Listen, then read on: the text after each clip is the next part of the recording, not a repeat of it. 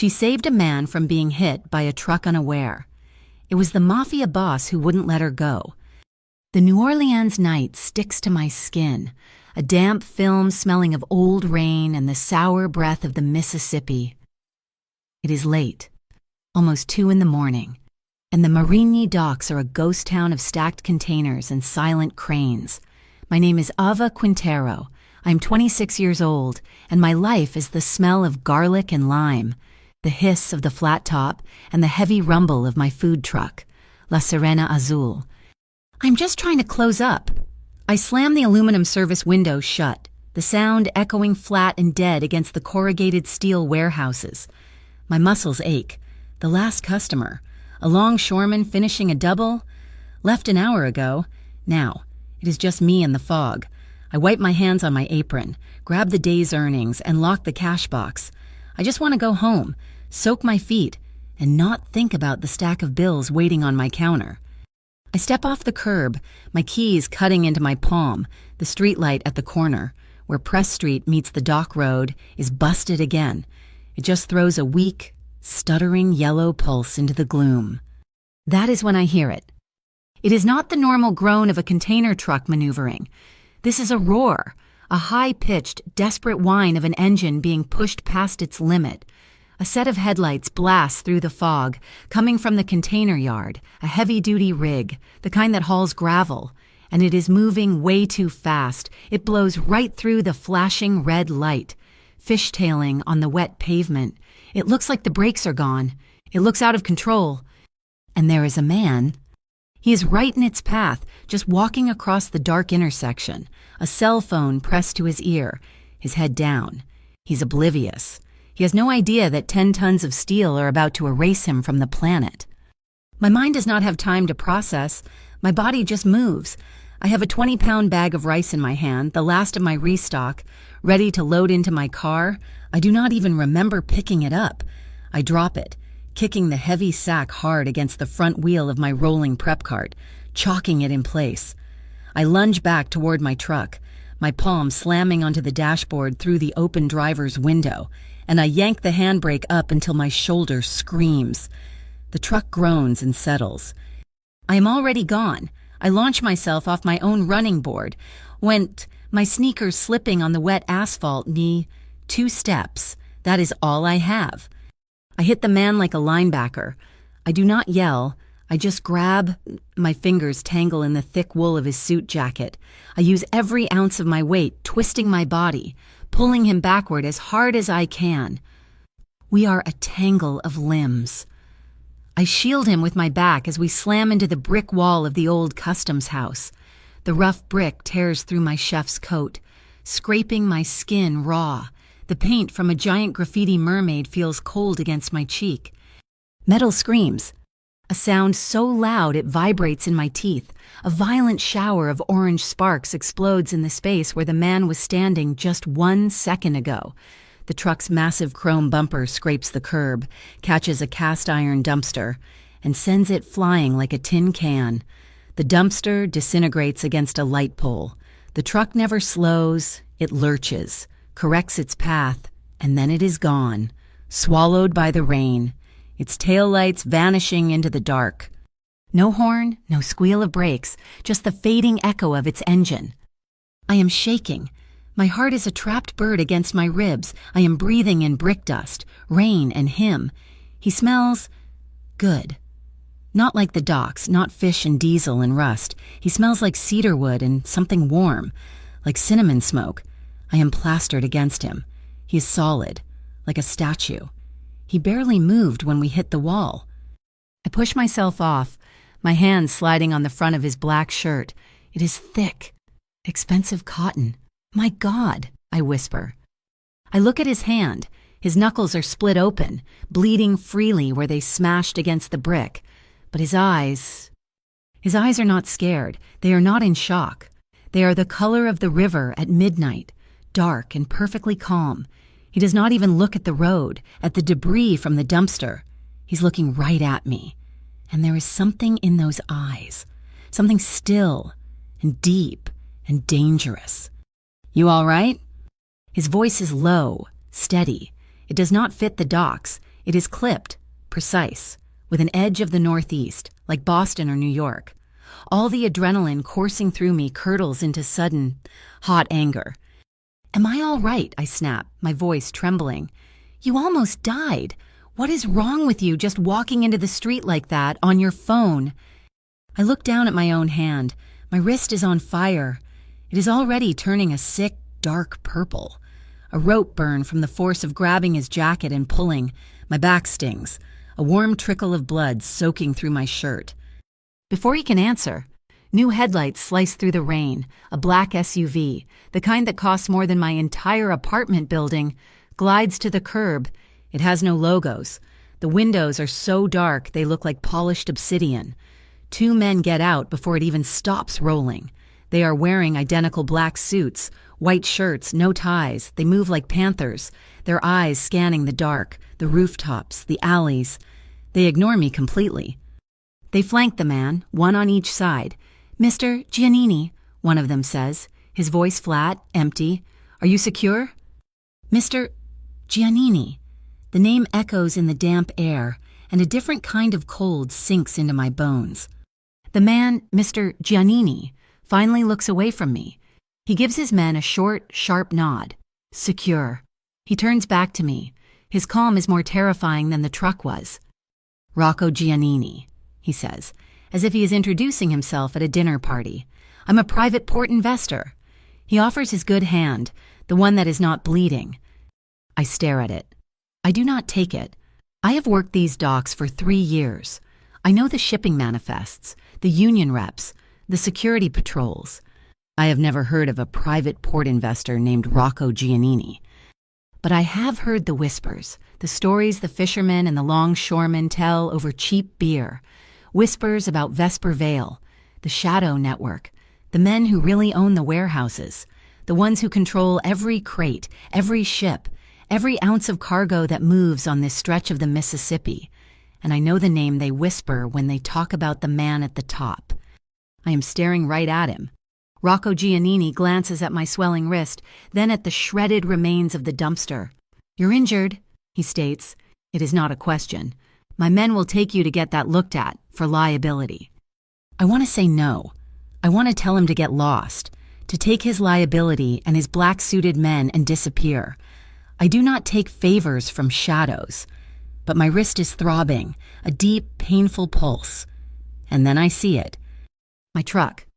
When the rig swerved, it must have clipped it. The heavy steel rim of my service window, the one I just slammed shut, is buckled. It is bent inward, the glass spiderwebbed. I cannot open it. I cannot serve from it. I cannot work. My anger vanishes, replaced by cold, hard panic. That repair will cost hundreds, maybe $1,000 I do not have. "Fine," I say, my voice tight. "Just a checkup, then I'm gone." One of his men, the one who spoke, holds the rear door of the SUV open. The inside smells like new leather and cold air, sterile and silent. I will not be in this man's debt, but I cannot fix my truck with a broken wrist. I turn back. Ignoring the men watching me, I lean into the cab of my truck, my safe space, and grab 2 things. My keys and my father's old metal box. It is a battered tin thing, heavy and locked. It holds all our family secrets, the recipes for my grandmother's empanadas, my father's marinade for the pernil, and hidden beneath a false bottom, it holds the one thing he gave me before he died, a small, black USB drive, a secret he told me to protect with my life. I clutch the cold metal box to my chest and slide into the back of the black SUV. The door closes with a heavy, final thud, sealing out the sound of the rain. The ride in the SUV is like being sealed in a vacuum. The silence is thick, broken only by the rhythmic thwack-thwack of the windshield wipers. The 2 men in the front do not speak. I sit in the back, clutching my father's metal box to my chest. The streetlights of New Orleans smear past the tinted windows, a watercolor blur of neon and wet asphalt. We are not heading toward any hospital I know. We leave the familiar territory of the Marigny and dive deep into the Garden District, where the oak trees are ancient and the mansions hide behind curtains of Spanish moss and wrought iron fences. We pull into a gravel driveway, shielded from the street by a high brick wall. There is no sign, no flashing red emergency light, just a discreet brass plaque on a heavy mahogany door. The Oratorio Clinic. It looks less like a medical facility and more like a place where old money comes to quietly die. One of the men leads me inside. The air does not smell of antiseptic and bleach. It smells of beeswax, lemon oil, and old leather. There is no waiting room packed with coughing people. There is just a wide, silent hallway floored in black and white marble. Rocco Giannini is already here. He's standing in the center of the room, under a crystal chandelier, as if he owns the place, which he probably does. He's shrugging into a fresh black shirt, the one he was wearing now gone. His hand, the one he scraped against the brick wall, is neatly wrapped in a pristine white gauze bandage. A nurse with a face like polished stone and eyes that miss nothing motions for me. This way, please. I am led into an examination room that looks more like a luxury hotel suite. The machines are all new, sleek, and terrifyingly expensive. The nurse is efficient, her movements quick and impersonal. She cuts away the torn, blood-stiffened fabric of my chef's coat and cleans the scrapes on my back. The sting of the antiseptic is sharp, but I bite my lip and stay silent. A doctor, an older man with silver hair and a crisp suit that must have cost $5,000, examines my wrist. He moves it gently, his touch practiced. "Just a sprain," he announces to the room, not to me. The x-rays show no fractures. The abrasions on her back are superficial. The x-ray, I do not even remember them taking one, but I must have zoned out. The nurse wraps my wrist in a tight compression bandage, the pressure easing the throbbing ache. She hands me a folded black scrub top. "Yours was soiled." When I walk back out, Rocco is sitting in a high-backed leather chair, one leg crossed over the other. He stands as I enter. He does not look at my face. He does not look at my bandaged wrist. He is staring at my hands. My fingernails are cut short, practical for a cook. There are faint, permanent stains of turmeric under the nails and a line of engine grease embedded in the cuticle of my right thumb from where I tried to fix a generator cable this morning. His hands, even the bandaged one, are immaculate. His nails are clean, shaped. He is a man who has never had to clean his own grease trap. "The truck," he says. His voice is a low rumble in the quiet room. "La Sirena Azul, the Blue Mermaid, that is yours." It is not a question. Yes.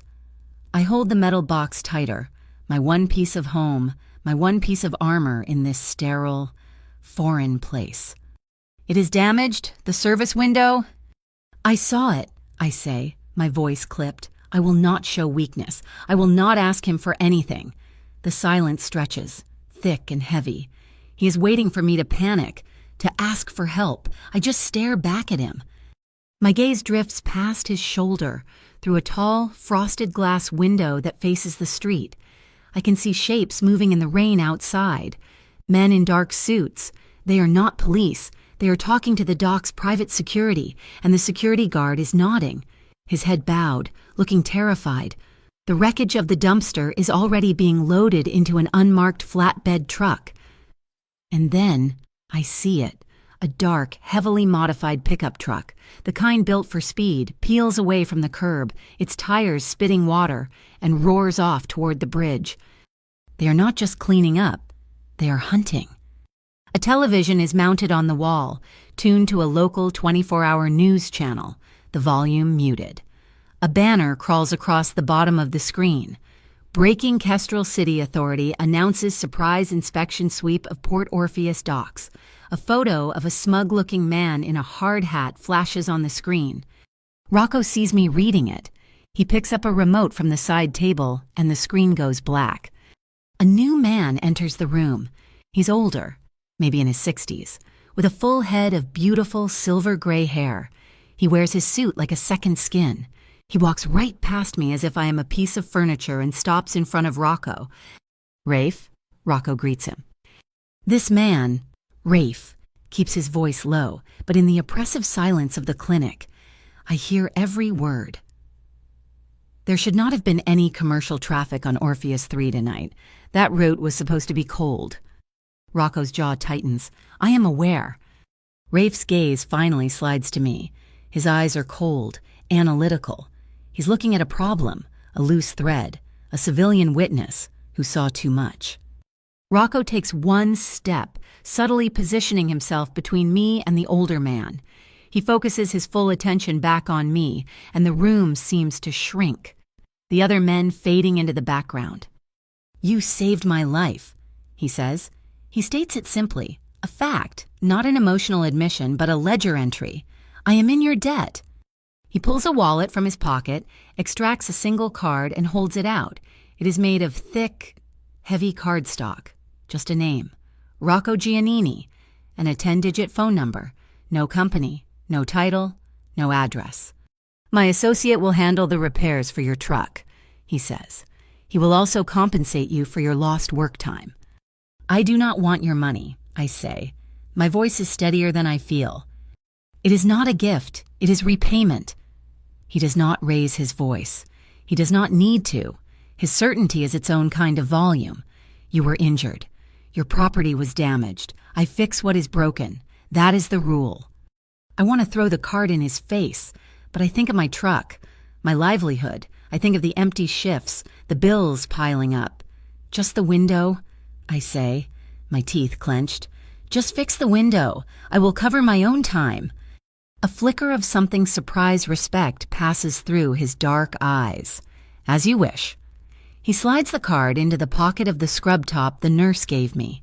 His fingers brush the fabric over my collarbone, a touch so light it is barely there, but it burns like a brand. I need to go, I say, pulling back. I can get a cab. No, he says. The word is final. The rain is still heavy, and there are reckless drivers out there tonight. The way he says reckless makes my blood run cold. He's warning me. He is confirming what I already suspect. That was no accident. Rafe will see you home, he says, already turning away, dismissing me. The meeting is over. I am back in the SUV. This time, the silver-haired man, Rafe, is driving. Rocco is nowhere to be seen. We drive in complete silence.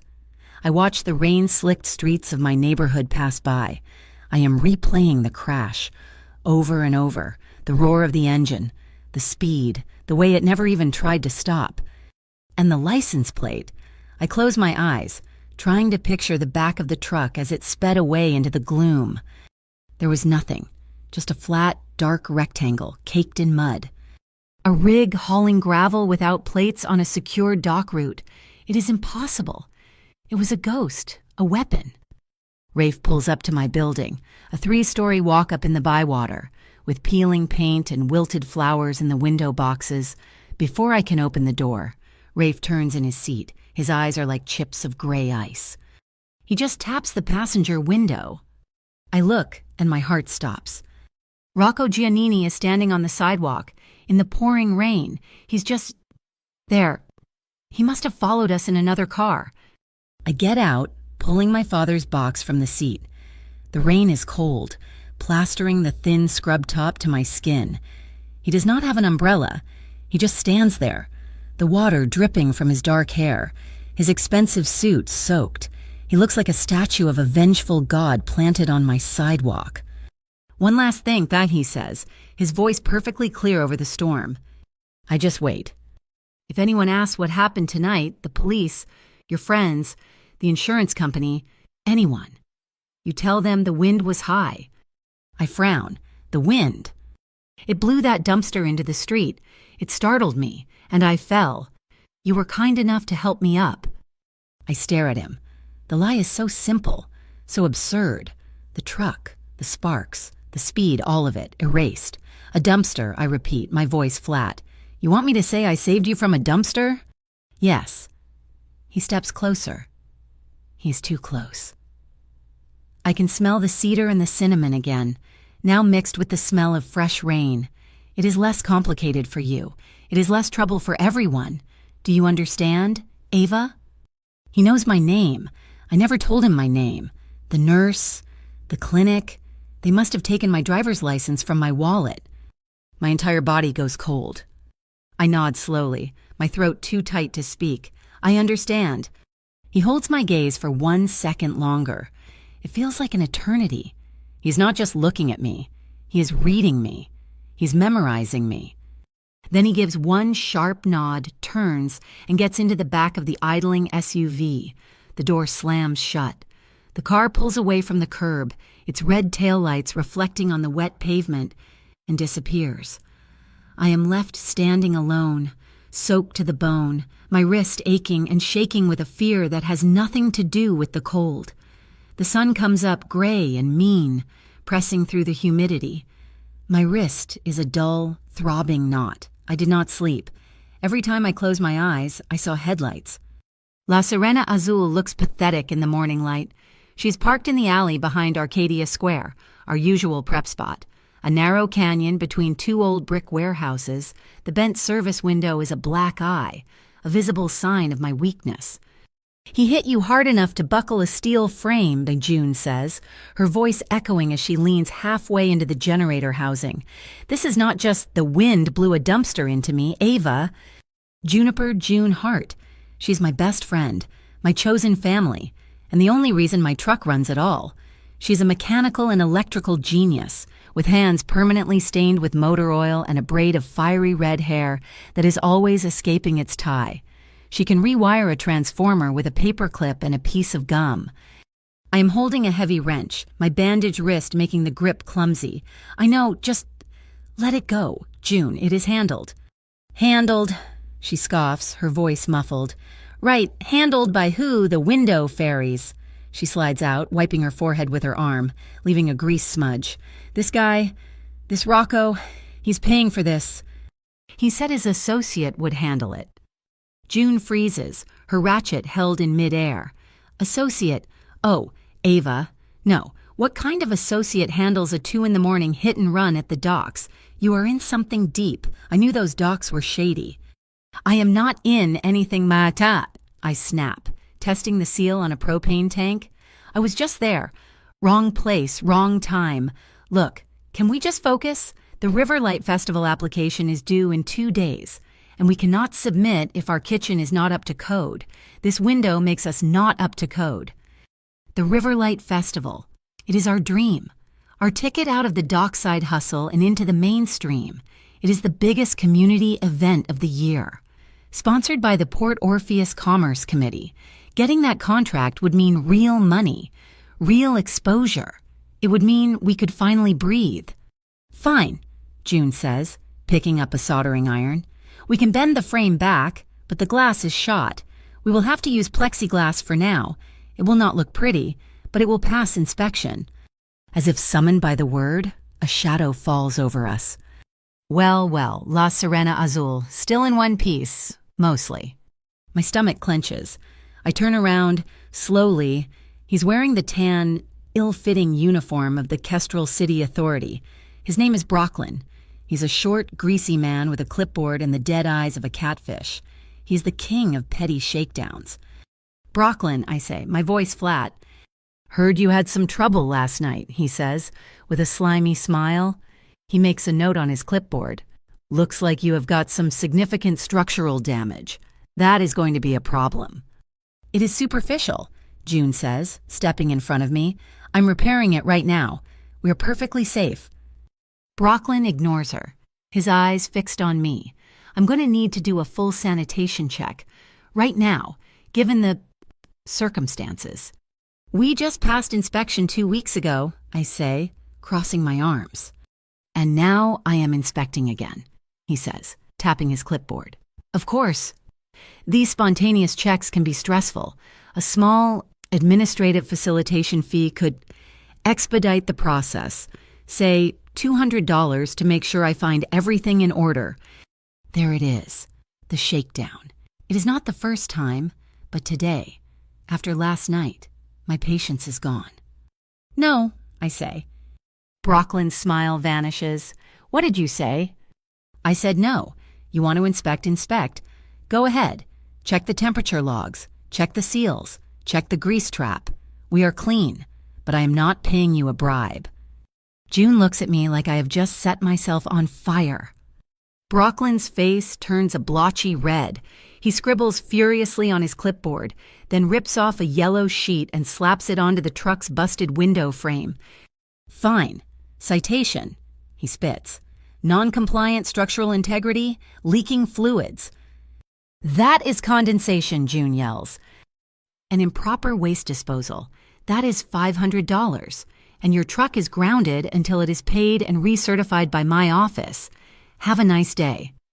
He turns and stalks off, disappearing around the corner. Ava, what did you do? June whispers, her face pale. You do not say no to those guys. The Kestrel Authority is the Port Orpheus Committee.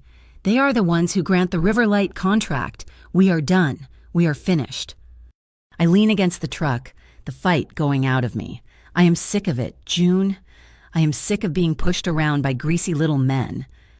That greasy little man just killed our future, June throws her wrench into the toolbox.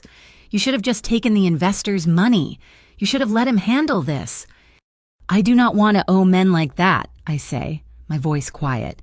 I do not want to be handled by anyone outside the law. Newsflash, Ava, June says, her voice bitter. Brocklin is the law, or close enough, and you just spit in his eye.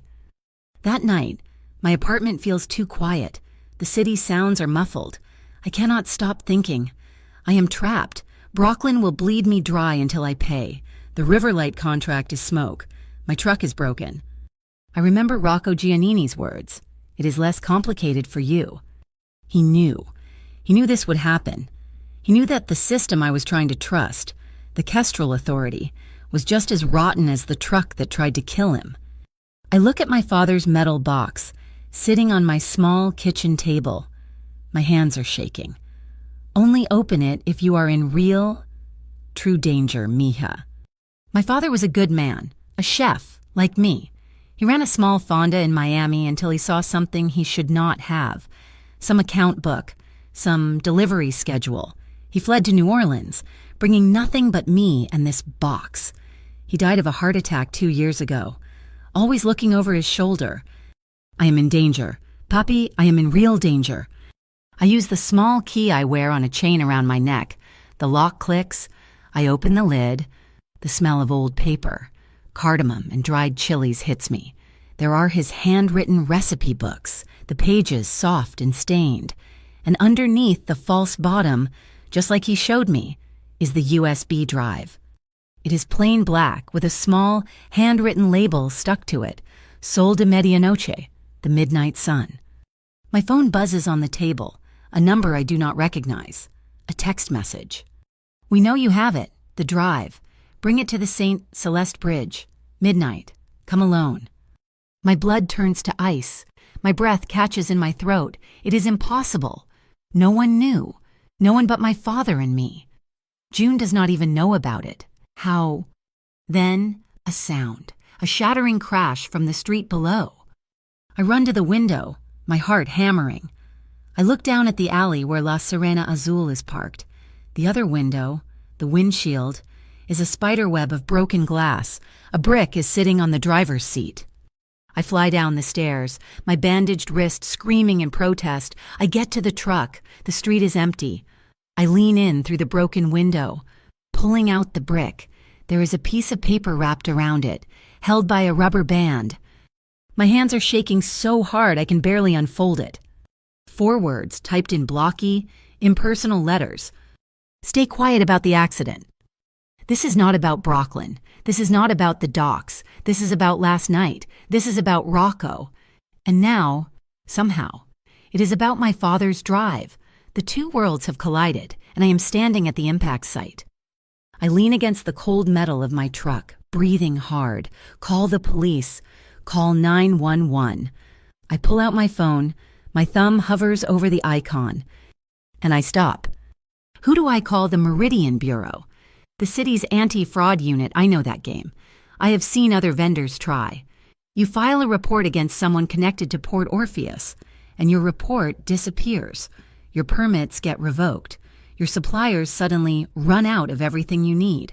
The police here are not a shield. They are just another filter, and they filter out people like me. I am alone.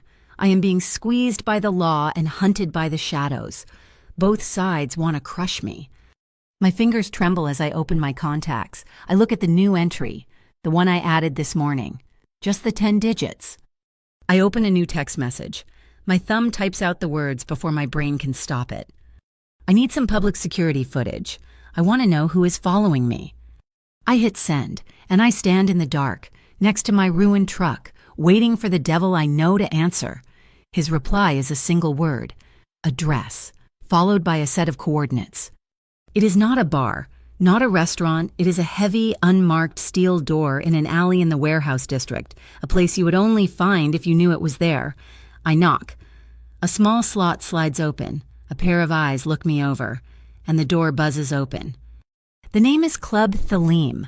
I only know it from kitchen gossip, a place where the air is expensive and the real owners of the city come to listen to jazz. The inside is nothing like the docks. It is all dark wood and deep velvet. The air is filled with blue smoke, so thick it catches the low stage lights, making the room feel like it is underwater. And the music. It is just a single trumpet playing a slow, mournful tune that sounds like loneliness itself. Rocco Giannini is not at the bar. He's in a private booth in the back, shielded by a heavy curtain. He's alone. A glass of dark amber liquid untouched on the table. He rises when I enter. "You came," he says. "You said you had footage." He gestures to the laptop on the table, already open. "My technical partners are very thorough." He turns the screen. It is not the dock footage. This is from a different camera, grainy and high angle, overlooking an alley 3 blocks away from the crash. The timestamp is 10 minutes after I was put in the SUV. The truck, the one that almost killed him, pulls into the alley. It stops. A man jumps out of the cab. He's wearing dark clothes and a red baseball cap, pulled low, hiding his face. He moves quickly to the back of the rig, rips the muddy license plate off, and throws it into a storm drain. He pulls a new plate from under his jacket and slaps it on. He gets back in the truck, and seconds later, it is gone. "He changed the plates in the middle of the rain," I whisper. "He is a ghost," Rocco says, closing the laptop. The screen goes dark, reflecting my own pale face. He knew the camera blind spots. He knew the patrol routes. He knew exactly where to be. And who was he? Rocco leans back, lacing his fingers together. A new group. They call themselves the Ochre Hand. They are trying to move in on the ports, challenge my organization. They are sloppy. They like noise. They like making statements. A cold realization washes over me. That was a statement. "That was an assassination attempt," and he corrects me, his voice perfectly level. "They use staged accidents, cargo mishaps, faulty wiring. It is their signature. And I was the target." The trumpet hits a high, wailing note that shivers down my spine. "I do not think they are just after you," I say, my voice barely audible. "The club, the smoke, the danger. It is all pressing in on me. I think they are after me, too." I tell him about the anonymous text message, the one demanding the USB drive at the St. Celeste Bridge. I tell him about the brick through my windshield, about the warning. For the first time, Rocco's calm, measured composure breaks. It is not a big change, just a tightening of the muscles around his jaw, a sudden, dangerous darkening in his eyes. "A USB drive," he asks, his voice lower, harder. "What is on it?" "I do not know. My father gave it to me. He told me to protect it." Rocco looks away from me, into the blue haze of the club. He seems to be calculating, running through a dozen scenarios in his head. "Your father, what did he do before he came to New Orleans?" "He was a chef, in Miami." "Just a chef." Rocco's gaze snaps back to mine, sharp and penetrating. "Men like this do not send anonymous threats for family recipes. Ava, it is possible your father saw something he should not have. Account books, shipping manifests, a shadow financial ledger." The music shifts. The lonely trumpet is joined by a stand-up bass and a soft, brushed snare drum.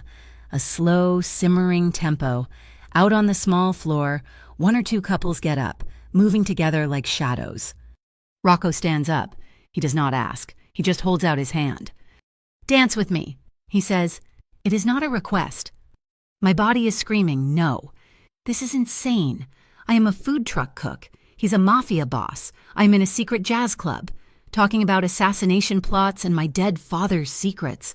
But I am also trapped, and some terrified, reckless part of me wants to know what happens next.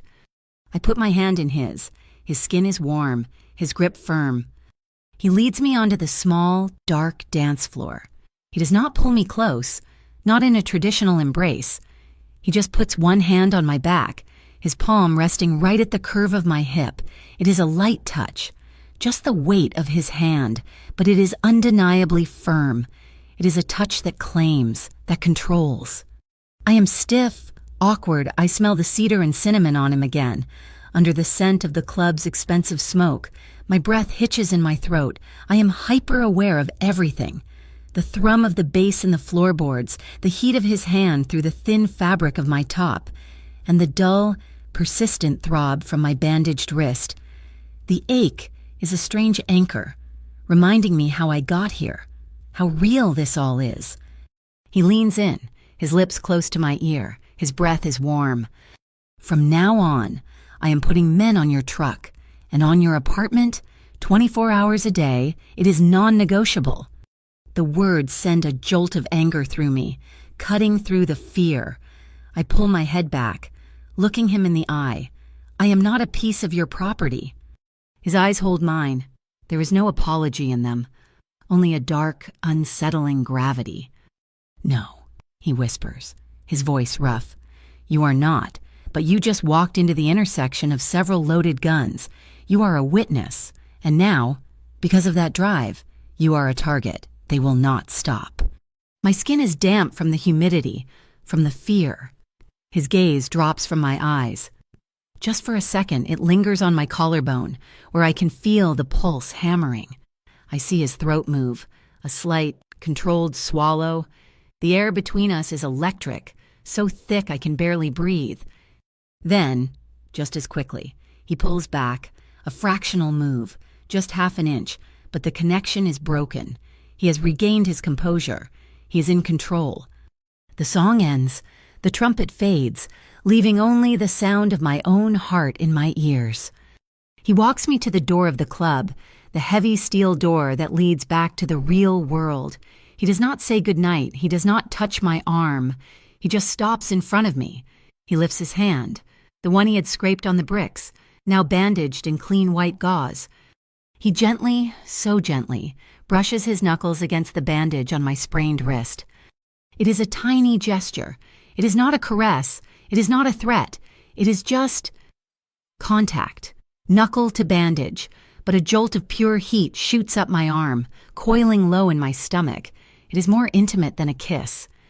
I must have pulled back, because the next second, he has dropped his hand. "Go home, Ava. Lock your doors, and do not, under any circumstances, go to the St. Celeste Bridge." I turn and push through the door, bursting out into the humid night air. I get in my car and I drive, but my heart is not right. It is not keeping a steady beat. It is erratic, playing a frantic, terrifying solo all its own. I get home. I lock the deadbolt. I slide the chain. I lean against the door, my entire body shaking. He is right. I am a target, but I am not property. I look at my father's metal box on the table. I cannot wait for Rocco to save me. I cannot be a pawn in his game. I have to know. I grab my laptop from my bag. I sit at the table, my hands trembling. I take the small USB from the box, and I plug it in. My cheap laptop whirs. A single folder opens. It is not encrypted. My father knew I was not a tech person. The first file I click is a spreadsheet. It is not a recipe. It is a balance sheet, a very detailed balance sheet for something called the Port Orpheus Freeport.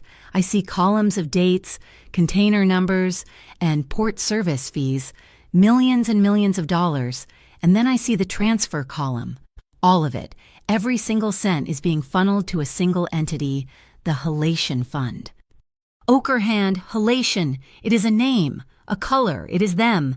This is their money laundering pipeline. My father found it. My heart is hammering. I click on the last file in the folder. It is not a ledger, it is a document, a draft. My blood runs cold. It is a preliminary contract, an agreement between the Port Orpheus Commerce Committee and a shell corporation called Halation Logistics. It is the primary catering and logistics contract for the Riverlight Festival. The festival June and I are pinning our dreams on. The festival run by the same committee that employs Brooklyn. It is not a community event. It is a trap. It is the setup for their next massive payout. And I was about to walk right into the middle of it, desperate to serve them my food. My mind is a racetrack. I cannot sleep. I cannot think. I just stare at the spreadsheet, the Halation Fund, the Riverlight Festival. My kitchen brain kicks in. A trap this big, this complicated, needs logistics. It needs equipment. It needs a physical footprint. I start pulling my own files, not the data, but my paper trail, my invoices for flour, for pork shoulder, for cooking oil. I am looking for dates, for suppliers who also service the docks. I am cross-referencing my delivery times with the container shift schedules I know by heart. It is a long shot, but it is all I have.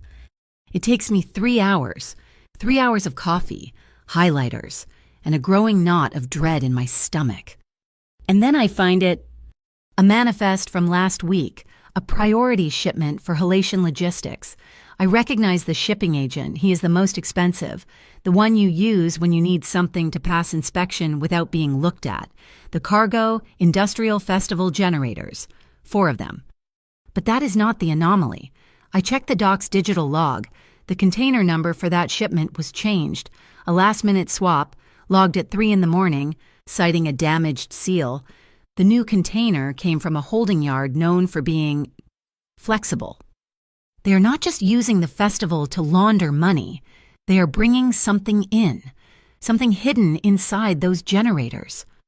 I need help, not Rocco's help, not the kind that comes with bodyguards and silent threats. I need the truth. My father had one friend in this city he trusted, a man he sometimes met for coffee, always in crowded, public places. Theo Park, an independent reporter, the kind that digs into the city's cracks. He runs a small, subscription-only online paper, the Lighthouse Bulletin.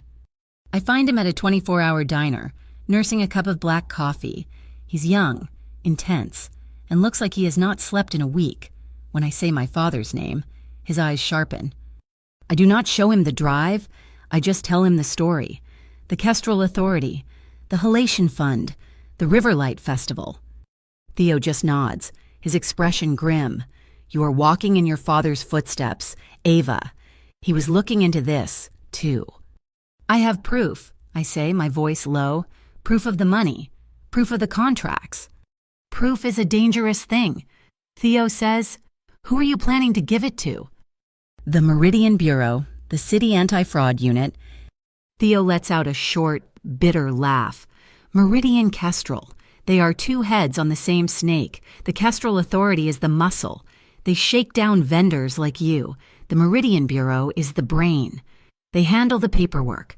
They lose the evidence. They deprioritize the cases. They are all on the Port Orpheus payroll. You walk in there with that drive. You will not even make it back to the elevator. My last hope of a legal way out of this vanishes. I am truly, completely alone. So what do? I whisper. You survive, Theo says, sliding a $5 bill under his cup. You leak it, anonymously, to me. Let me light the fire. They cannot shut down the whole internet. I go back to my truck, my mind reeling. The associate Rocco promised has already been there. The windshield is replaced. The side service window has been fitted with a new, heavy-duty pane of glass. It is perfect. Too perfect. It is a silent reminder that he is watching, that I am already in his debt. Rafe, the silver-haired man, is waiting for me in the alley. He's leaning against a black sedan, as if he has been there for hours. Mister, Giannini is pleased the repairs meet your satisfaction, Rafe says, his voice like smooth gravel. He also suggests that you should give us the USB drive, so you can handle it. We have resources.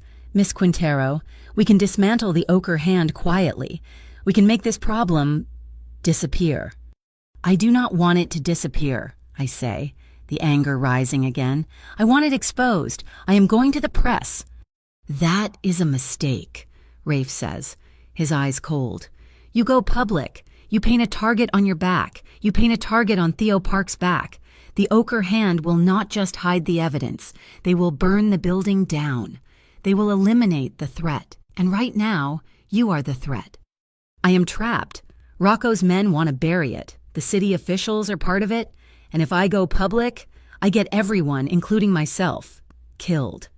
I brush past Rafe and unlock my prep kitchen, a small, rented garage space where I do my bulk cooking. I need to think. I need to cook. I am halfway through prepping a batch of caramel sauce for my flan, the sugar and butter just starting to turn a deep amber. When the door to the alley bursts open, it is Brooklyn, the corrupt inspector, but he is not alone. He's flanked by two large, silent men in dark windbreakers. They do not look like city inspectors. They look like thugs. Another surprise inspection? Brooklyn sneers, but his eyes are not on the kitchen. They are darting around, searching. We have a report of contraband stored in this facility. Get out, I say, my hand tightening on the metal spoon. Search the truck. Brooklyn orders his men.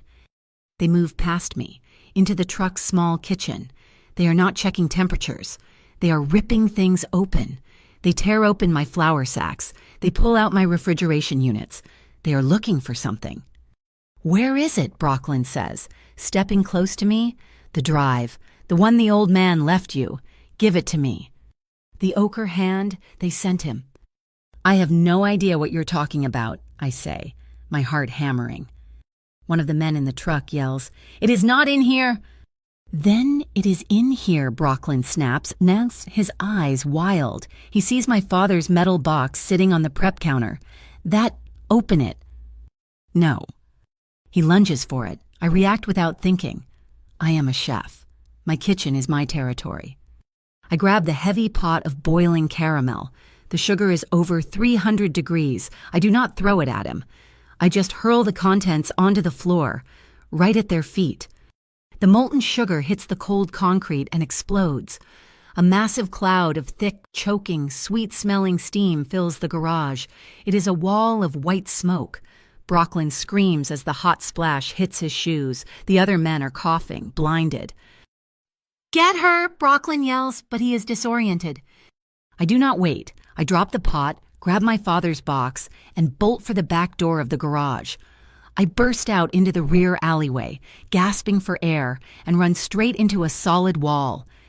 A solid wall in a black suit. Rocco Giannini? His hands grab my shoulders, steadying me. He looks past me, into the smoke-filled garage.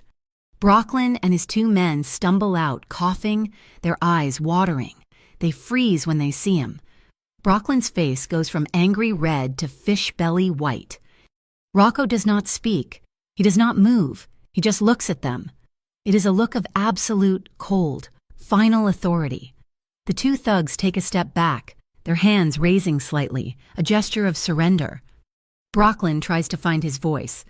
Mr. Giannini, we were just conducting an official. Rocco takes one slow step toward him. Brooklyn stops talking. He turns, scrambling, and he and his men vanish down the alley. The silence that is left is deafening. I am shaking, my knees weak. The metal box is still clutched in my hands. Rocco turns to me. His face is not calm. It is a mask of controlled fury. He grips my arm, not gently, and pulls me back into the garage, kicking the door shut behind us. He drags me into the small, attached storage pantry. The air is thick with the scent of vanilla extract, dried chilies, and sacked flour. What did I tell you? He hisses, his voice low and dangerous. He is crowding me, backing me against a stack of flour bags. What did I tell you about staying put? They were looking for the drive, I yell back, my voice trembling with adrenaline and rage. They work for the ochre hand. And you were going to fight them off with a pot of caramel. He is furious, but underneath the anger, I hear something else. A raw, ragged edge. Fear. He was afraid for me. You cannot go rogue like this. Ava, do you understand what they would have done to you? And I am supposed to just hide and wait for you to handle me, to handle everything. I am shaking, a mix of fear and anger so potent I can barely stand. A dusting of flour from the bags has settled on my cheek, mixing with the sweat. He stops, his chest heaving, his eyes are locked on mine. He raises his hand, the one that was bandaged. He is so close I can feel the heat radiating off him. He lifts his fingers, his touch surprisingly gentle, and wipes the smear of flour from my cheek. His thumb brushes my skin. My breath stops. The anger in his eyes shifts. It changes. It deepens into something else, something dark and possessive. The air in the tiny room crackles, all the oxygen sucked out. And then he kisses me. It is not a slow, romantic kiss. It is a collision. It is hot, fast, and desperate. It is like a match strike, a sudden flare of heat and light in the dark. His mouth is hard on mine, demanding, and I am kissing him back, my free hand grabbing the front of his suit jacket. It is all the fear, all the anger, all the tension of the last 48 hours exploding. He groans, a low sound in his chest, and pulls me harder against him, one hand tangling in my hair, the other sliding to my waist, pulling me tight. And just as quickly as it started, he stops. He breaks the kiss, pulling back, but only an inch. His forehead rests against mine. We are both breathing hard. His eyes are closed, his jaw clenched. I am the one who speaks first, my voice a ragged whisper. I am not one of your pawns, Rocco. His eyes open. They are dark, turbulent. I know, I say, my voice gaining strength. I know they are using the festival. I know they are bringing something inside those generators. If you want me to stay close, if you want this. I gesture between us. Then I am not a piece on your board. I am a player. I am part of the decisions. He stares at me for a long, silent moment. I see the calculation in his eyes, the Mafia boss weighing the risk.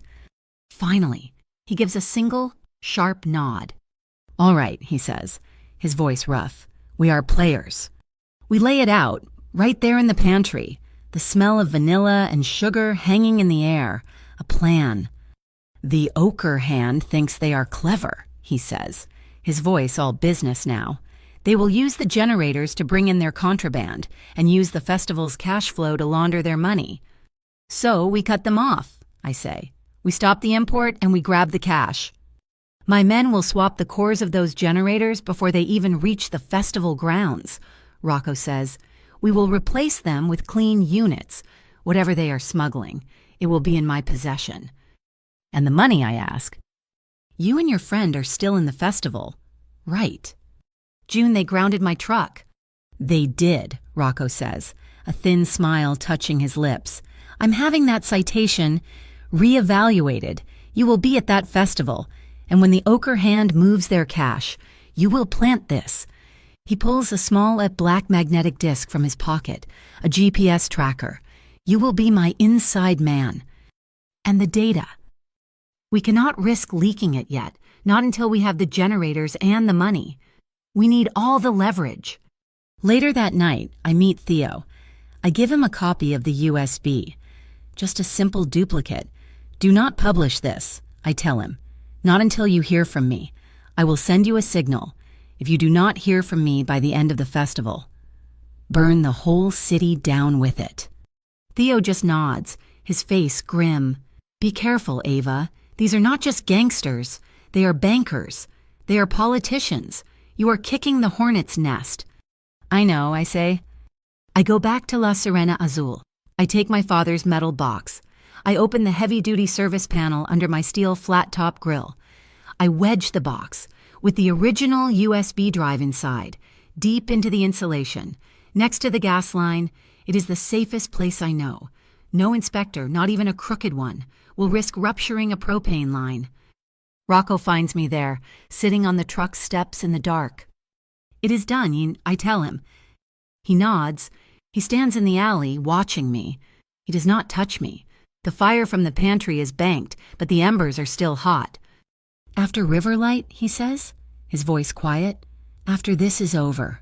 I will get you out of this swamp. I will set you up somewhere else. New city, new truck, a clean life, whether you choose to stay or to go. He is offering me an escape. But I look at my truck, my name painted on the side. I think of my father. I am not sure if I am the kind of person who knows how to run. The night before the festival, the sky breaks open. A classic New Orleans thunderstorm, thick with lightning and noise. It is the perfect cover. I am parked a mile away, watching through binoculars as a white van with the Mariners Watch Maintenance logo pulls up to the festival staging area. The logo is a lie, a shell company Rocco owns. The men inside are not technicians. They are Vesper Vale. They move with practiced, silent efficiency under the cover of the pounding rain. They look like a pit crew. They pop the housings on the 4 massive halation logistics generators, lift out the internal cores, and replace them with identical clean units. The entire swap takes less than 15 minutes. Whatever the ochre hand was smuggling is now in Rocco's possession. The next morning, the sun is bright, the air scrubbed clean, the Riverlight Festival grounds are buzzing. I drive La Serena Azul onto the grass, my new window gleaming. My citation, as Rocco promised, was reevaluated. Brocklin's $500 fine vanished from the city database. I am wired. Rocco gave me a tiny, skin-colored earpiece. Just listen, Juan, he had said. No talking. Rafe will handle your audio. I am the bait. I park in my designated slot, right by the main thoroughfare, and start my prep. June is not with me. She is in the bell tower of the old St. Jude's Church, 200 yards away, with a high-powered spotting scope and a laptop.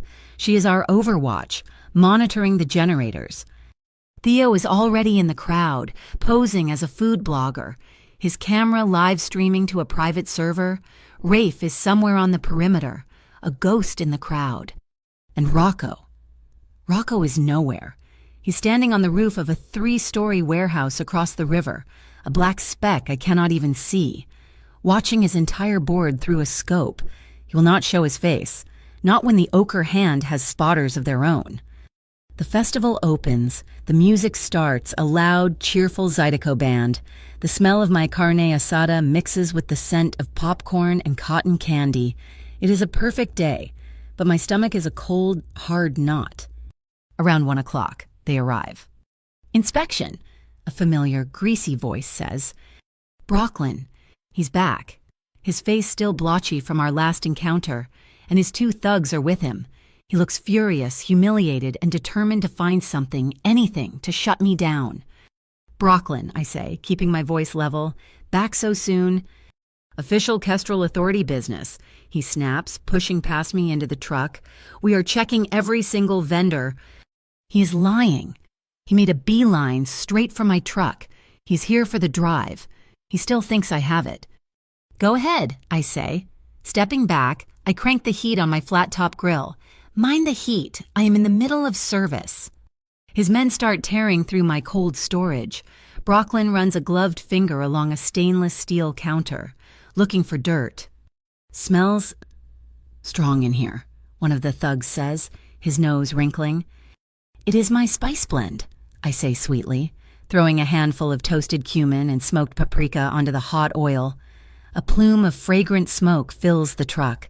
Then I open the warming oven, where I have 24 trays of cinnamon-dusted churros, the intense, sweet smell of vanilla and cinnamon, combined with the sharp, savory smoke of the cumin, hits them like a wall.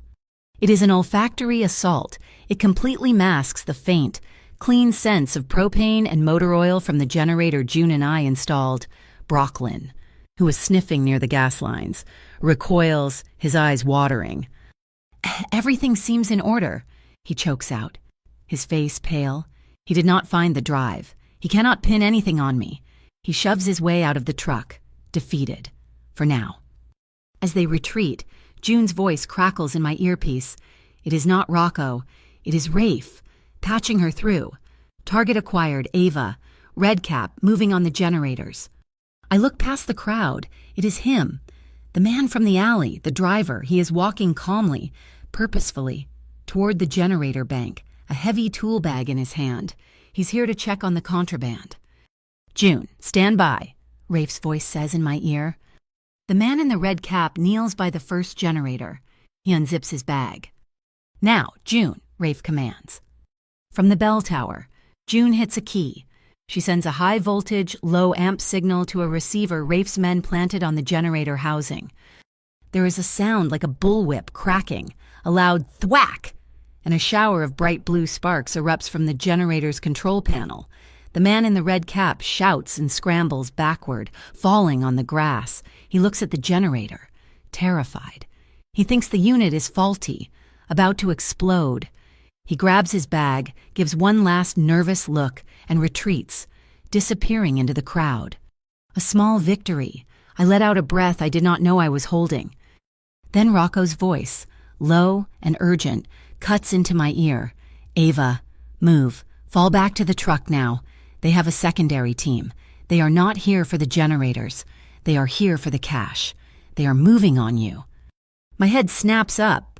He's right, 3 men, all wearing the same gray polo shirts as the festival staff, are cutting through the crowd. They are not looking at the stage. They are looking right at me. And they are not Brocklin's thugs. These men are hard, focused. "Ava, do you copy?" Rocco's voice is sharp. "Fall back." I start to move. I turn toward the cab of my truck. And then I see them. A group of little kids, 4 or 5 of them, chasing a brightly colored balloon. They are the children of the other vendors, running wild while their parents work. They run right into the path of the 3 men. The men do not slow down. They shove the kids aside. One of the men pulls a small metal canister from his pocket, a smoke grenade. He pulls the pin.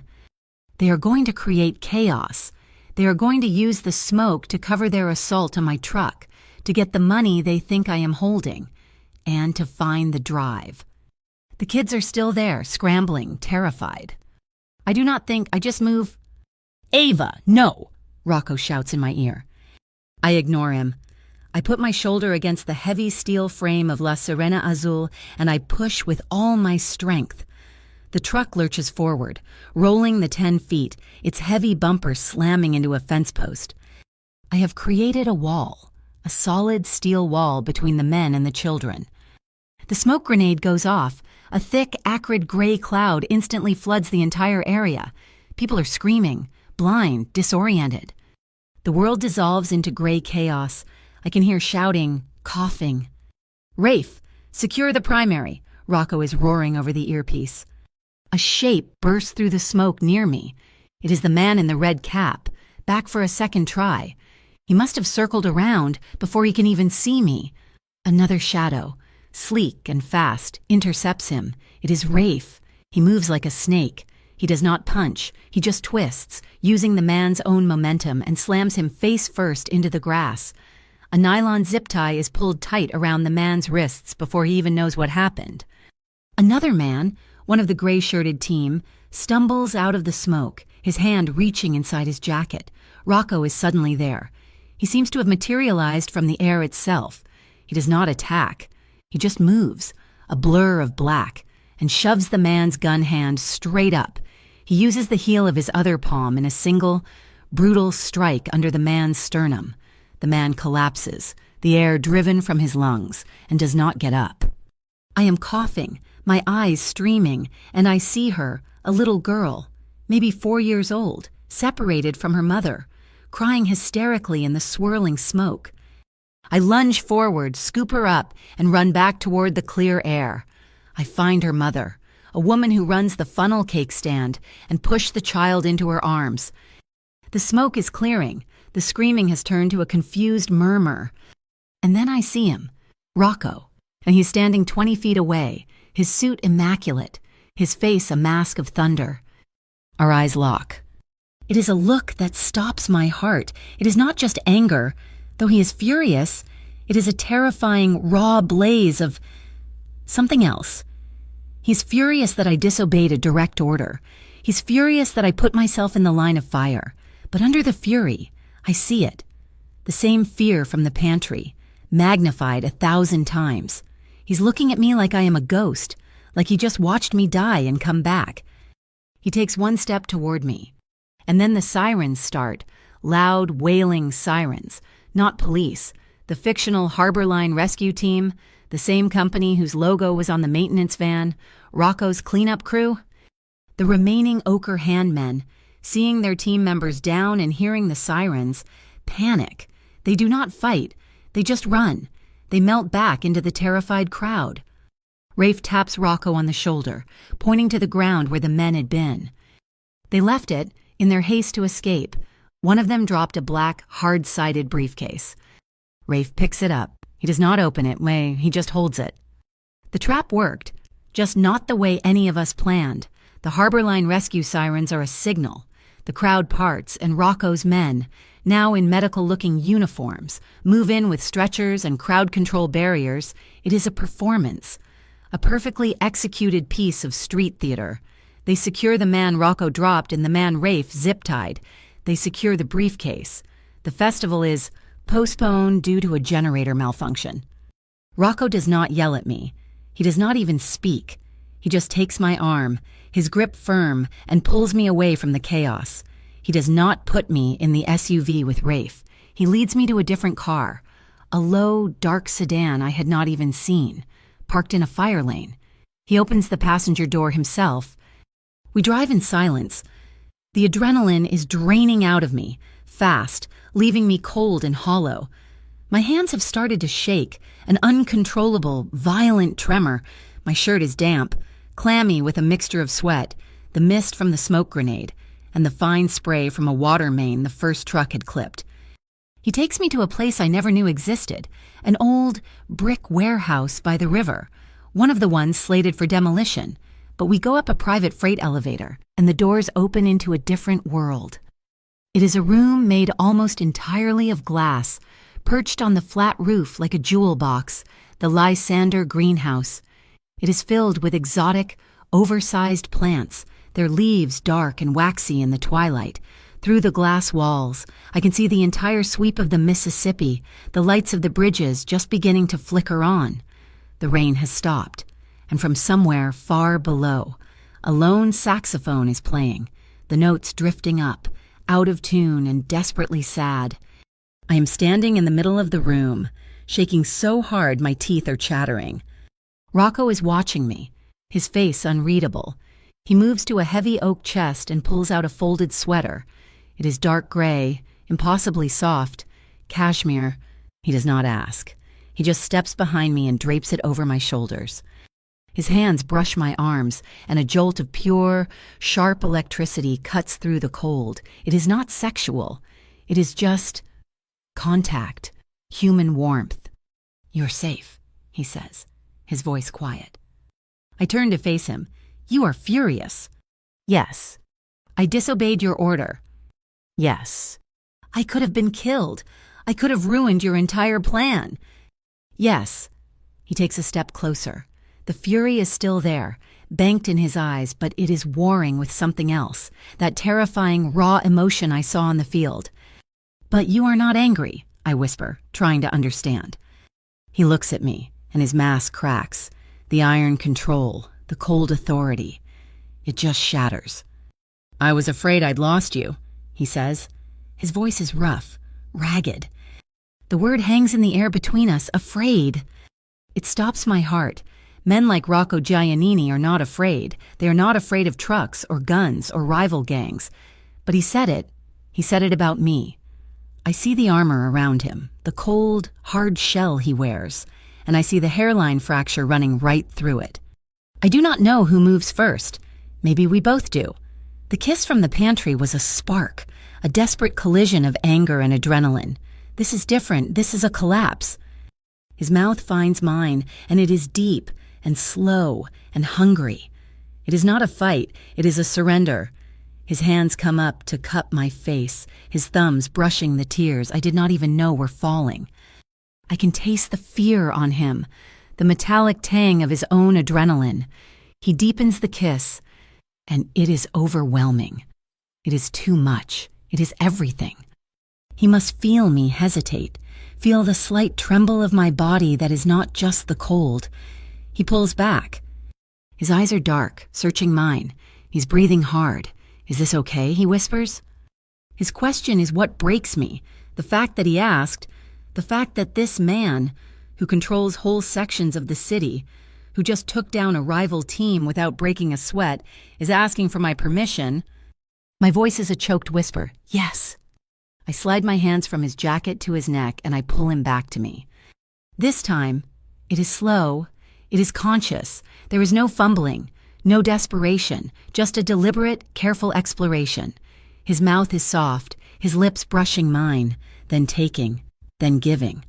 My hands trace the strong line of his jaw, the stubble on his cheek. His hands slide from my face, down my neck, over the soft cashmere covering my shoulders, to my back. He just holds me, his palms flat against my spine, pressing me closer. I breathe in, and I smell him. Cedar, cinnamon, and the faint, clean scent of the river air. My forehead leans against his, our breath mingling. "Ava," he whispers, just my name, like a prayer. We stumble back, my legs unsteady, and my hip bumps into a small bamboo chair. It lets out a loud, ridiculous creak, breaking the spell. A small laugh, a puff of air, escapes my lips. He chuckles, a low, rough sound in his chest, and I see him smile. It is not the thin, dangerous smile of the Mafia boss. It is a real smile, and it transforms his face. "Sorry," I murmur, and he just shakes his head, still smiling. He guides me toward a low, wide couch by the glass wall. The sweater he gave me slides from my shoulders, pooling on the chair. He sits and pulls me down beside him. He does not kiss me again, not yet. He just looks at me. His gaze travels to my bandaged wrist. He lifts my hand, his touch impossibly gentle. He unwraps the medical bandage, his movements economical and precise. He looks at the dark, ugly bruise underneath. From his pocket, he takes a square of silk, a dark blue pocket square. He folds it carefully into a strip and wraps it around my wrist, covering the sprain. His knot is perfect. He is cradling my hand as if it is made of spun glass. "I'm sorry," he says. "For what?" "That this touched you. That my world hurt you." "I hurt myself. Rocco," I say, my voice quiet, "I did that when I pulled you from the road." "No," he says. "My world put you in that position." The air in the glass room is heating up. The fog from our breath is starting to cloud the window panes. He leans in, and his lips brush my throat, just below my ear. I gasp, my back arching. His hand slides from my waist, up my side, his thumb brushing the lower curve of my breast, just over the fabric of my shirt. My hand grips his shoulder, my fingers digging in. My heart is a trapped drum, beating against my ribs. He just stays there, breathing, his mouth against my skin. He is not pushing. He is not taking. He is just waiting, giving me the control. It is almost painful, this restraint. We just stay like that, wrapped around each other for a long time. The intimacy is in the quiet, in the slow, steady rise and fall of our chests, in the way his hand holds mine, his fingers lace through mine. We are two silhouettes against the fogged glass, the city lights blurring into watery stars behind us. Eventually, we're just lying side by side on the couch, the cashmere sweater now covering both of us. The adrenaline is gone, leaving a clean, quiet exhaustion. "My father," I say into the silence, "he found the USB in his restaurant in Miami. He was just a chef, but he was smart. He saw the patterns. The same produce company, paying in cash, always overpaying, always for things that never rotted. The halation fund, he copied their books." Rocco is listening, his eyes on the ceiling. "He ran. He brought me here. He told me the drive was our insurance, or our death warrant. He said to open it only if I was in true danger." I turn my head on the cushion. He died thinking he had protected me from it, and I walked right into it. Rocco is silent for a moment. His free hand, the one not holding mine, traces the pattern of the water spots on the glass ceiling. "When I was a kid," he says, his voice low, "my mother and I lived in a shipping container at the docks in Red Hook, number 42. She was running from my father." I turn, my body shifting, to look at him. His profile is stark against the city lights.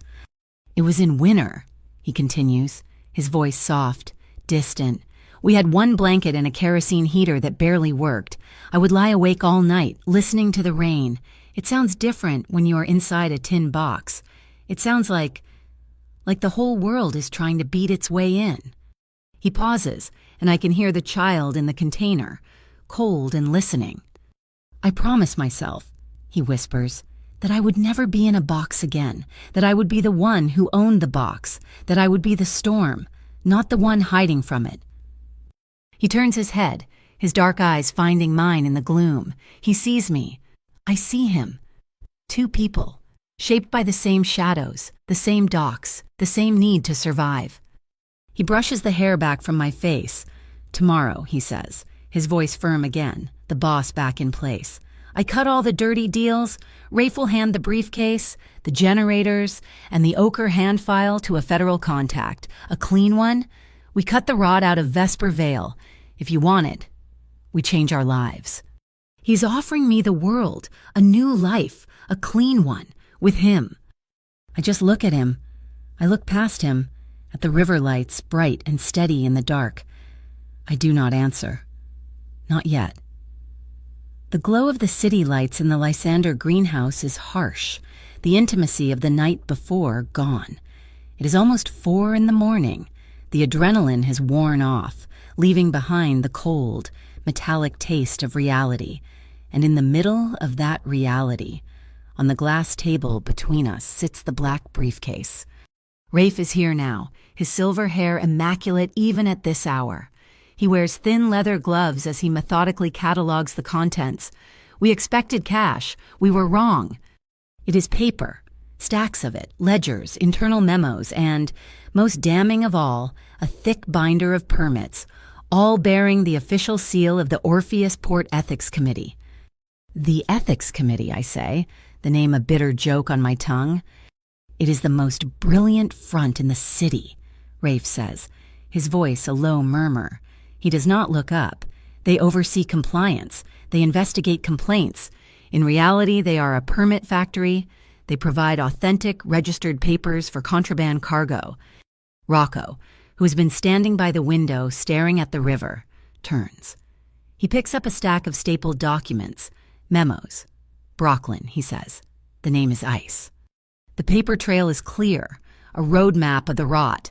Brooklyn was not just a low-level thug extorting food trucks for $200. He was the connector. He was the link between the Kestrel City Authority's muscle on the street and the Halation Fund's invisible money. He used his badge to clear their path, to ground their competition like me, and to ensure their festival generators were never inspected. The Riverlight Festival was never meant for the community. It was a purpose-built stage for a massive, one-time laundering operation. Theo arrives just before dawn. He looks pale, his eyes wide, clutching his laptop. "My source at Meridian just confirmed it," he says, his voice tight. He pointedly ignores Rafe and speaks directly to me and Rocco. They logged the festival incident as gang-related vandalism. They are burying the report on the generators. They are actively covering for the ochre hand. They are covering for themselves, Rocco says. He begins to pace, a caged tiger in a glass box. "We have the generators. We have their ledgers. We have their men from the festival. I can make this go away." My blood runs cold. What does go away mean? "Rocco?" "It means I burn the assets," he says, his voice hard. "I give my clean federal contact just enough to decapitate the ochre hand. I sacrifice a few pieces to save the board. The port continues to function. The city stays stable. It is the old way, the Mafia way, the solution from the shadows." "No," I say. Both Rocco and Rafe stop and look at me. "No," I repeat, my voice stronger, echoing in the glass room. "You burn them, and the rot just grows back. Brooklyn will be replaced by another Brooklyn in a week. The Halation Fund just gets a new name. The only way to win this, to end it, is to drag it into the light. All of it. A press conference, Rafe says, his voice dripping with disdain. You want to invite the hyenas to dinner? Yes, I say, my heart is pounding, but my path is clear. Right on the docks, at sunrise, tomorrow, we invite every news station, every blogger. Theo streams it live. We do it in the open, where the cameras cannot be told to look away, where the actual workers can stand and watch. Rocco stops pacing. He stares at me, and I can see the war in his eyes. His entire life, his power, his safety, has been built in the shadows. I am asking him to walk into the brightest sun, to give up the very armor that has kept him alive. That is a declaration of war, Ava, he says softly. Not just on the ochre hand, on the city, on the way everything works. I know. I step toward him. And if you do it, if you step into the light, you do it all the way. It is not just an attack. It is a new charter. Rafe stiffens. Miss Quintero. You do not just expose them. I continue, my eyes locked on Rocco's. You expose yourself. You announce reforms. You tell them, on camera, that you are establishing an open kitchen fund to support independent vendors and fight predatory fees. You announce total transparency in Vesper Vale's port fees. No more shadow charges. I take a deep breath. And you announce that you are handing over your own books. You will turn Vesper Vale's entire port division over to an independent auditing firm. Which firm, Rocco asks, his expression unreadable. Ward and Waxwing, I say. A small, two-person firm, incorruptible. They were my father's accountants. I have just asked him to systematically dismantle his own empire, to give up every advantage that makes him who he is. Before he can answer, my phone, sitting on the glass table, buzzes. It is not a call. It is a message from a blocked number. A photograph. My breath catches. It is June. She's in the bell tower at St. Jude's, her safe vantage point from the festival. She is asleep, her head resting on her backpack, but the photo is taken from inside the tower. The angle is close. She is not alone. Below the picture, a single line of text. Your friend pokes her nose in. Tell her to stop, or we will stop her. A small, strangled noise escapes my throat. The phone drops from my hand, clattering onto the glass. Oh, God! Rocco, June. They have her. They are in the tower. I lunge for the door. We have to cancel. We have to call it all off. I have to go to her. I have to... Rocco's hand shoots out and grabs my arm. His grip is like a steel trap. No. They will hurt her, I scream, trying to pull free, my nails digging into his suit jacket. They will not, he says, his voice a blade of pure, cold steel. He yanks me back from the door. If they wanted her dead, she would be... This is not an execution. This is a threat. They are scared. We made them bleed at the festival, and now they are panicking. He turns to Rafe, all debate gone from his face. He is the general now. Get her out now. Get Theo. Bring them both here. Lock this building down. Full Eosphorus detail. Rafe does not respond. He's already out the door. Rocco turns back to me. He grips both my shoulders, his fingers digging in, forcing my panicked eyes to meet his. His are black, empty of all warmth, all doubt. They are filled with cold, perfect strategy. We do not cancel, he says, his voice low and brutal. We accelerate. We end this. Tonight, we will protect June. We will protect Theo. But we cut the head off this snake now. An hour later, June and Theo are in the greenhouse, pale and shaken, but safe. Rafe's men retrieve them in a silent, fast operation. Rafe is briefing Rocco's private security team, the Eosphorus Port Guard. They are not dock watchmen. They are ex-military, clad in black, all high-tech. They are desperate for the drive, Rafe says, pacing in front of a digital map of the port. Brooklyn failed. Their festival team failed. They still believe Ava has the original USB and that the copy we leaked is incomplete. They are hunting her. So we let them find me, I say, my voice steady. No, Rocco answers from the shadows. "We let them find what they are looking for." Rafe points to the map. "We use a decoy. We've been monitoring their encrypted comms. They are arrogant. We will leak a rumor through a Vesper Vale guard we disciplined this afternoon. We will let him overhear that Quintero is panicking. She's moving the real package tonight. She's taking the original drive to Warehouse 7 to hand off to her reporter. Warehouse 7, the most isolated, darkest corner of the docks. It is a trap," Theo whispers. "Of course it is," Rafe says. "My Eosphorus team is already in place. The entire warehouse is rigged. The moment they cross the perimeter, they will be tagged with infrared markers my men can see. We have 10,000 watts of high-intensity spotlights rigged to the gantries. The night is a drum pulled tight. I am in the greenhouse with Rocco, watching a bank of grainy night vision feeds. June and Theo are in a secure room down the hall. At 2:03 in the morning, a sensor trips. "They are here," Rocco says, his voice barely a breath.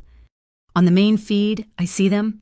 8 men, moving in tactical formation, dressed in black. They bypass the main door, using a hydraulic tool to pop the side panel lock. They pour into the darkness." "Now," Rocco says into his microphone. On the screen, the world turns white. The massive gantry lights ignite, flooding the cavernous warehouse with blinding daylight. The men shout, throwing their hands up, completely disoriented. From the shipping containers above, from the rafters, the Eosphorus team descends on ropes. They use flashbangs, the sound muted on our feed, just a bright pop. It is not a gunfight. It is a precise, professional capture. It is over in 90 seconds.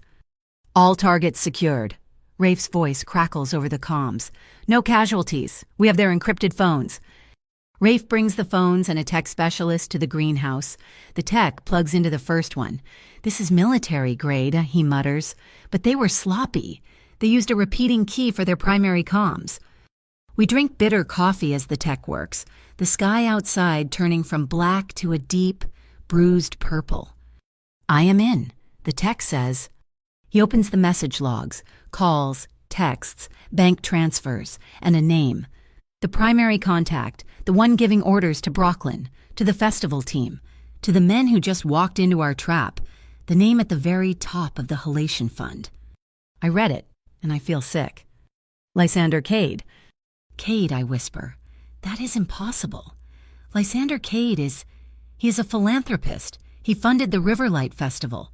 His name is on the new children's hospital." Rocco looks at the screen. A slow, cold, dangerous smile spreads across his face. "Of course," he says. "The man who owns the festival, the secret partner, the one who has been hiding in plain sight, using his charity to wash his money." He turns to me, and his eyes are bright. Not with warmth, but with a new, terrifying energy.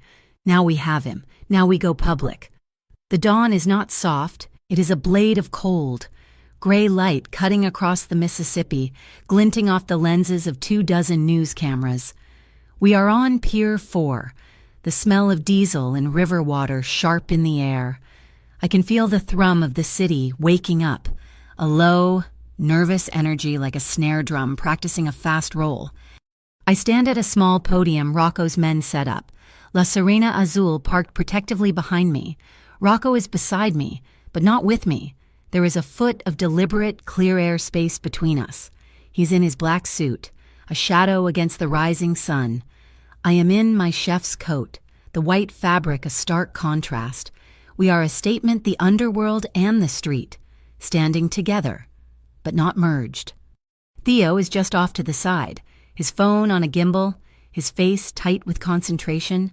The red live icon on his lighthouse bulletin feed has been active for 10 minutes. He already has over 20,000 viewers. Rocco steps to the microphone. The cameras flash, a storm of white light. "My name is Rocco Giannini," he says, his voice amplified, rolling across the docks. "For 15 years, my organization, Vesper Vale, has managed the logistics of this port. We've done it quietly, and we have done it with a private understanding of the city's needs." He pauses, letting the admission hang in the air. "As of today, that is over." A wave of murmurs ripples through the press corps. Vesper Vale is withdrawing from every gray market compact, Rocco announces, his voice hard as steel. We are inviting the independent firm of Ward and Waxwing to conduct a full, public audit of our port-facing operations. Our fee structures will be made transparent, effective immediately. He gestures to me, and we are seeding a new open kitchen fund, managed by Miss Quintero, to protect independent vendors from the predatory practices that have plagued these docks for too long. He holds up the first file from the briefcase. Practices like this, the Riverlight Festival, an event designed not for the community, but as a front to launder millions of dollars by an organization known as the Ochre Hand, using a shell company called the Halation Fund. The cameras surge forward, the questions come like gunfire. That is enough, a new voice cuts through the noise. A wedge of tan uniforms is pushing through the crowd. Brooklyn. He's here, his face a mask of sweaty panic, backed by a dozen Kestrel City Authority officers. This is an unsanctioned assembly, Brooklyn shouts, shoving a cameraman. This area is under Kestrel jurisdiction. You are all trespassing. Shut this down. His men start pushing, trying to get to the podium, to the microphone, to the evidence. Hey, a new voice. A woman I recognize from the gumbo truck. We work here. Suddenly, the crowd shifts. It is not just press anymore. It is the other vendors, the longshoremen, the mechanics, dozens of them drawn by the commotion. They form a human wall, a silent, angry barrier between Brooklyn's men and the podium. Let them speak, the gumbo lady says, her arms crossed. Let them speak, another man echoes. The chant begins, low and powerful. Brooklyn is stopped cold, his small authority useless against the unified will of the docks. And then a new figure emerges, walking calmly through the crowd, which parts for him. He is smiling, his silver hair perfect, his expensive suit immaculate. Lysander Cade, the city's philanthropist. He walks right up to the podium, ignoring Brooklyn, and claps Rocco on the shoulder like an old friend. Rocco, my friend, Cade says, his voice smooth and reassuring, projecting for the cameras. This is a misunderstanding. I am here to support this as the primary sponsor of Riverlight. I am appalled by these allegations. We must have total transparency. He is hijacking the narrative, stealing our thunder, painting himself as a victim, a fellow reformer. Rocco looks at him, his eyes dead, but before he can speak, I step forward. Mr. Cade, I say, my voice shaking but clear in the microphone. Thank you for supporting transparency, because I have a question. Cade's smile tightens. He was not expecting me. I hold up the second file from the briefcase, the one I know by heart.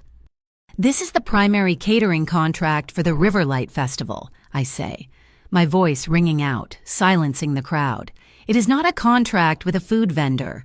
It is a logistics contract with Halation Logistics, a shell company. And this, I hold up the bank ledger, is the schedule of the first 3 payments totaling over $1 million, transferred from your foundation to the Halation Fund.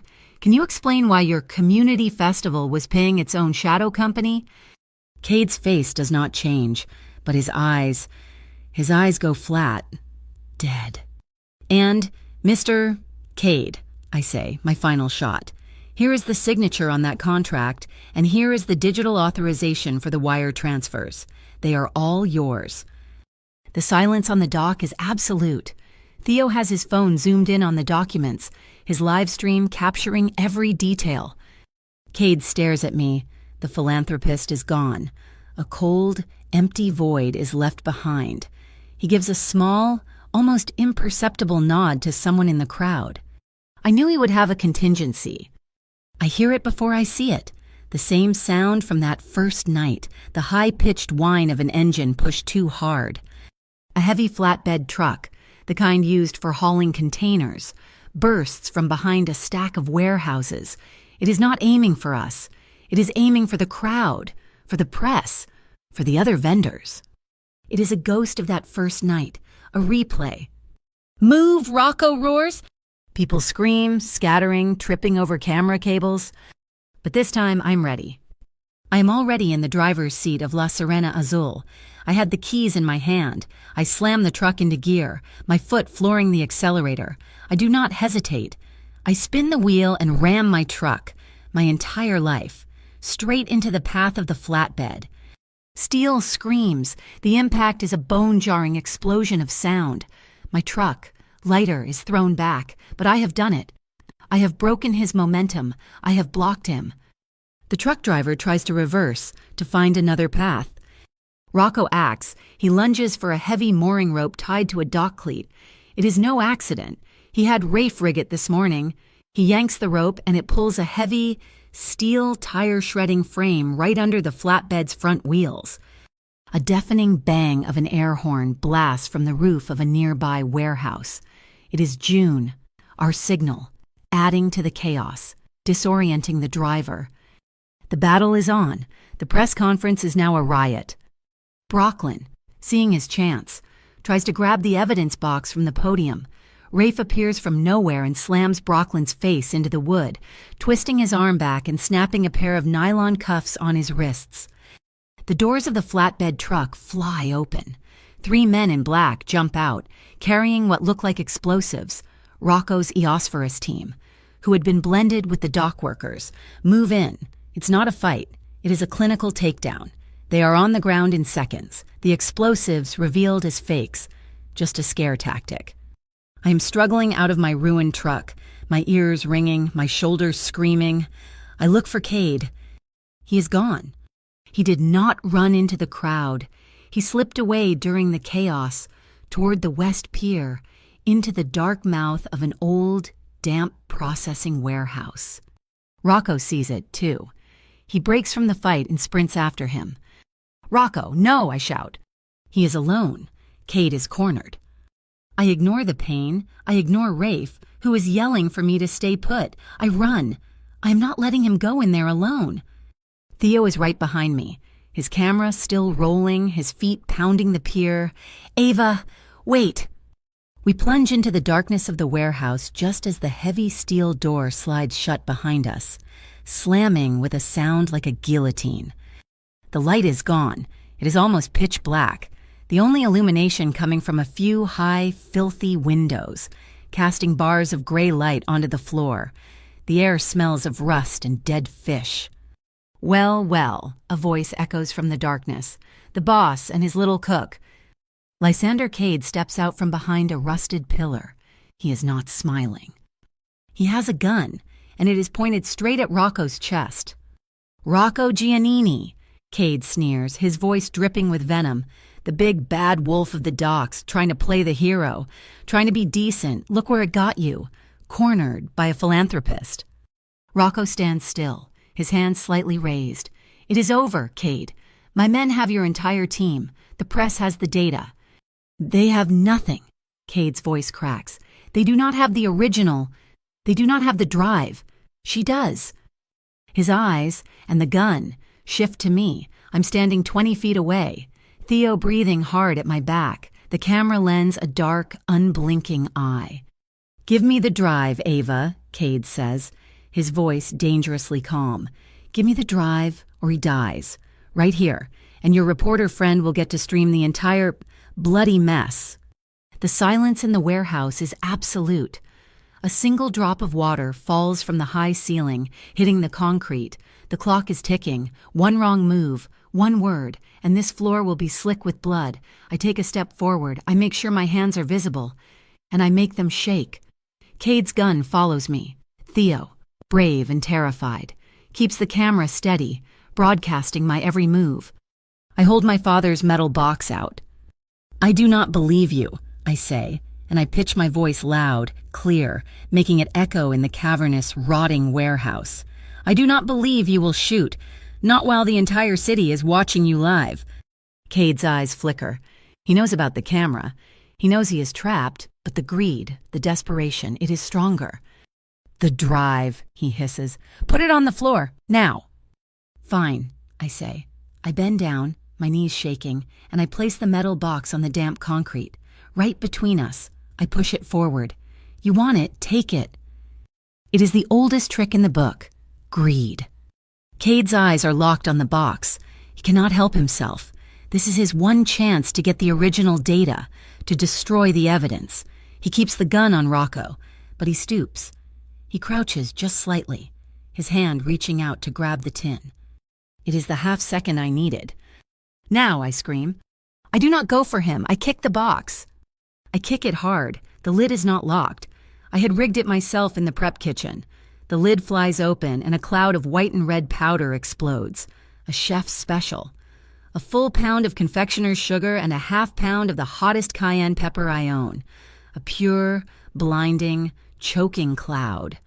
Cade screams. It is a high animal sound. The gun fires, a deafening explosion in the enclosed space. The bullet goes wild, ricocheting off a steel beam high above.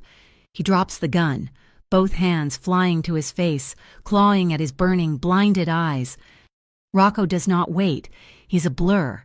He moves in, not for the gun, but for Cade. He does not shoot him. He does not hit him. He grabs Cade's gun hand, the one fumbling for the weapon, and there is a single, sharp, wet snap. Cade screams again, a new, agonizing pitch. As his wrist breaks, the gun clatters uselessly to the floor. It should have been over. But Cade is not just a banker. He's a cornered rat. With his good hand, he pulls a knife from an ankle sheath. He lunges blindly, wildly, just swinging. Rocco grunts, stumbling back. A dark, wet line appears on his shoulder, slicing through his suit jacket. Cade is blind, but he is still dangerous, still flailing with the blade. I pull the mini torch from my chef's coat pocket, the one I use for creme brulee. I flick the safety and press the ignition. A 3-inch, precise blue flame roars to life. I lunge forward, not at Cade, but at the knife. I shove the flame directly onto the steel blade he is holding. The metal heats instantly. Cade shrieks as the blade turns red hot in his grip, searing his palm. He drops the knife as if it is on fire, which it almost is. The great steel door of the warehouse explodes open, flooding the room with the harsh morning light. Rafe and the Eosphorus team pour in, a wave of black-clad efficiency. They do not have to do a thing. Cade is on his knees, weeping in agony, his eyes sealed shut with a paste of sugar and pepper, his hand broken, his other hand burned. Theo steps forward, his camera lens unflinching. He zooms in on Cade's ruined face. He pans to the broken gun. He pans to Brooklyn, who is being dragged in by 2 of Rocco's men. Outside, on the pier, the feed from Theo's camera must be playing on a jumbotron because a sound erupts from the crowd. It is not a scream. It is a roar, a deep, cathartic cheer from 1,000 throats. The live feed shows the Harbor Line rescue team, Rocco's men, handing Cade and Brooklyn over to the stunned, legitimate city police. The iconic Riverlight Festival logo on the main banner, the one Cade hid behind, is temporarily covered with a black tarp. It is shut down, pending a full audit. Rocco stands, his hand pressed to his bleeding shoulder. He's breathing hard. He looks at me. He looks at the camera, and then he walks past Theo, back out into the sun. He steps right up to the podium, ignoring the medics trying to reach him. He looks directly into the lens of every camera. "Vesper Vale will sign a new compact," he says, his voice raw, carrying over the sudden silence. "The Mariners' Charter. All port fees will be public. We will establish the community fund as promised. We will not move or profit from dirty money. My books are open starting today. If I am wrong, if I fail, boycott me, ruin me. But as of today, this port is clean." He is done. He sways, the blood loss hitting him. I move to him, pushing through the medics. I take his good hand. I look at the dark stain spreading on his shoulder. I lean my head against him, resting my cheek on the clean fabric of his suit, right next to the wound. He turns his head, his lips are next to my ear, and I know Theo's microphone is still live, still catching every sound. "You saved my life," Rocco whispers, his voice thick, for the second time. I close my eyes. I do not pull away from the mic. I let them hear it. I just smile, the grime on my face streaked by sudden, hot tears. The Meridian Bureau makes a formal announcement an hour later, claiming they are detaining Lysander Cade pending an investigation. But it is too late for them. Theo's data, backed by the irrefutable proof from Ward and Waxwing, is already everywhere. The public pressure is so immense, the city government has no choice. They have to follow through to the very end. That night, the lights on the river seem brighter. We're back in the glass room on the roof, but the sign on the door is different. Rafe had it changed. It is not the Lysander greenhouse anymore. It is the Moon River greenhouse. It is a small party, just us, June, her face bright with victory, Theo, looking exhausted but triumphant, Rafe, who actually smiles, just once, and raises a glass, and Rocco, his arm is in a sling, his shoulder covered in neat, white stitches. On the glass table, there is a single document, the new charter. He signs it, and then signs the second paper, officially transferring 20% of all Vesper Vale's port profits to the Open Kitchen Fund, my fund. June and Theo leave. Rafe nods and is gone. We are alone. The city is a carpet of lights below us. The only sound is the distant, joyful sound of a second-line brass band, celebrating something, somewhere, in the heart of the city. I walk over to him. He's standing by the glass, watching the river. I put my hand out, my fingers gently tracing the edge of the white bandages on his shoulder. He turns to look at me. He does not move. He just watches my face. He is asking permission, with his eyes. I nod just once. He moves, his good arm coming around my waist, pulling me to him. He is careful, so careful of his injury. He buries his face in my hair and just breathes, a long, shuddering breath. I wrap my arms around him, holding him, my hand flat on his back. We kiss. It is not the desperate fire from the pantry. It is not the fearful collapse from the night before. It is long and slow and deep. It is a promise. It is the end of the fight and the beginning of everything else. Our breathing slows, sinking together. It is not a wild, passionate scene. It is just complete. I listen to the drums, the sound of life, echoing across the water. I finally understand. I am not the girl in the wrong place, swept away by the current. I am the one who stood in the road. I am the one who grabbed the wheel and belay an entire fleet. And this man, who was once the darkest shadow on the docks, is now the light, and I am not afraid to look him right in the eye. Thank you so much for listening to our story. We would love to know where in the world you are tuning in from. Please, leave a comment below. Share your thoughts and let's connect.